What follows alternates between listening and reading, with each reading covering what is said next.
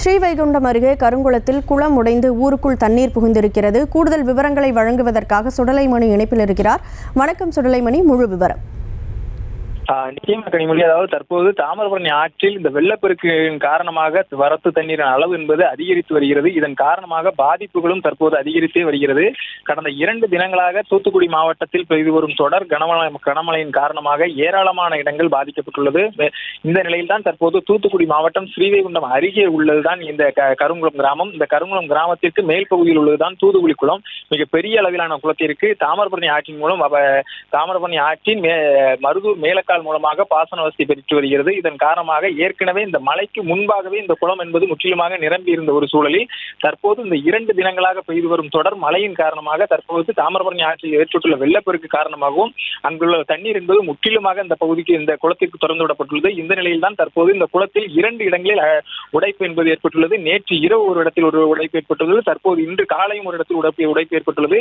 இதன் காரணமாக கருங்குளத்தில் உள்ள 100க்கும் மேற்பட்ட வீடுகளில் தற்போது இந்த குளத்தின் தண்ணீரானது வெள்ள நீராக வீடுகளுக்குள் புகுந்துள்ளது.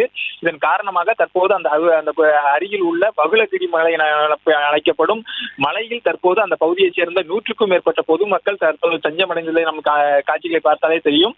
இந்த பகுதியில் உள்ள 100க்கும் மேற்பட்ட மக்கள் தற்போது இந்த மலையில் தஞ்சமடைந்துள்ளனர். தொடர்ந்து அவர்களுக்கு உணவு என்பது வழங்கப்படுவதற்கான நடவடிக்கைகளை மேற்கொள்ள மாவட்ட நிர்வாகம் திட்டமிட்டுள்ளது. ஆனால் அந்த பகுதிக்கு போக்குவரத்திற்கான வாய்ப்பு எதுவுமே இல்லாத ஒரு சூழல் தான் தற்போது நிலை வருகிறது.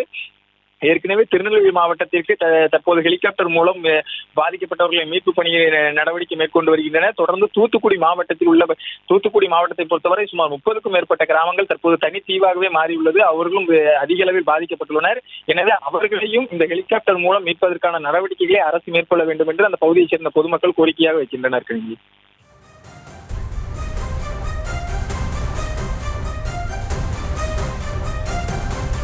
ஸ்ரீவைகுண்டம் அருகே கருங்குளத்தில் குளம் உடைந்து ஊருக்குள் தண்ணீர் புகுந்ததால் பொதுமக்கள் அனைவரும் அருகில் இருக்கக்கூடிய மலையில் தஞ்சமடைந்திருக்கிறார்கள். இந்நிலையில் அவர்களில் சிலர் நமக்கு அளித்த பேட்டியை தற்போது காணலாம்.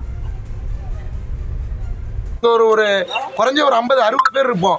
இதே நேரத்தில் என்னன்னா, நேற்று ஒரு 2 பேர் பைக்கில் போனாங்க. அவங்க தண்ணியில் அடிச்சுட்டு போயிடுச்சு. அவங்கள காப்பாற்றுறதுக்கு வந்த ஃபயர் சர்வீஸ் அண்ட் ரெஸ்கியூ வண்டியை பார்த்தீங்கன்னா எப்படி இருக்குன்னு தெரியும். அது ஃபுல்லாகவே முங்கிருச்சு. ஃபயர் சர்வீஸ் வண்டி ஃபுல்லாகவே முங்கிருச்சு. நாங்கள் ஒரு 50 பேர் இருக்கோம். குடிக்கிறதுக்கு தண்ணி கூட இல்லை. நாங்களும் யாரெல்லாமோ தொடர்பு கொள்கிறோம். தேசிய பேரிடர் மேலாண்மை வந்துட்டு அப்படிங்கிறாங்க. ஆனால் எந்த விதமான சுத்தமாக தரைதளம். இப்போ நாங்கள் மாடியில் நிற்கிறோம். ஓகேவா, மொட்டை மாடியில் நின்றுட்டு இருக்கோம். மழையில் நனைஞ்சிட்டு இருக்கோம். யாருமே நேற்று நைட்டில் இருந்து சாப்பிடல, எதுவும் தண்ணி கூட குடிக்கல. ஏதாவது ஒரு வழி பண்ணுங்க. அது தாசில்தாராக இருக்கட்டும், இல்லை கலெக்டராக இருக்கட்டும், இல்லை வேற ஆர்ஐயா இருக்கட்டும், யாராக இருந்தாலும் சரி, கொஞ்சம் ஏதாவது ஒரு முயற்சி பண்ணுங்க.